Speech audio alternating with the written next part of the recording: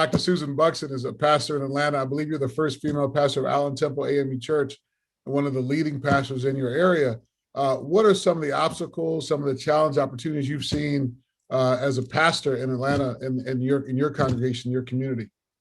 There are several challenges, but one of them very, very much is a disconnection of the church body with its local community. And we were one of those that was displaced when the Atlanta Braves Stadium was built. We had to move to a new area.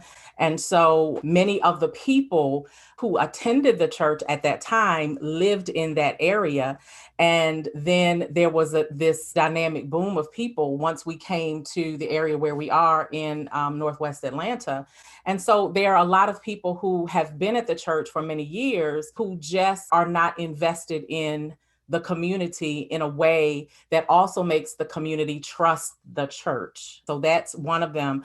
Another thing is just being able to reimagine what missions looks like as we think about the changing face of the Northwest Atlanta community.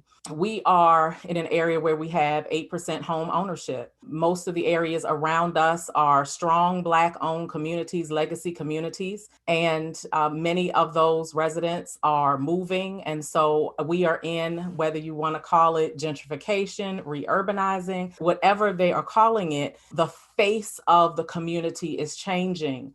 And one of the challenges really is, how do we really get our congregations to really see that there is more than just supporting the poverty in a community that in the next 4 or 5 years is going to be tremendously different. And so then as the face of the community begins to change, I really realized that we have to learn, what does it mean to navigate? Because we're in a unique situation just in our own congregation, where our area is one of the lowest socioeconomic areas in the city of Atlanta. It's prime real estate for companies to come in, buy up. And quite often, the church membership itself is really unaware of that because they don't live in the community. They own their houses someplace else.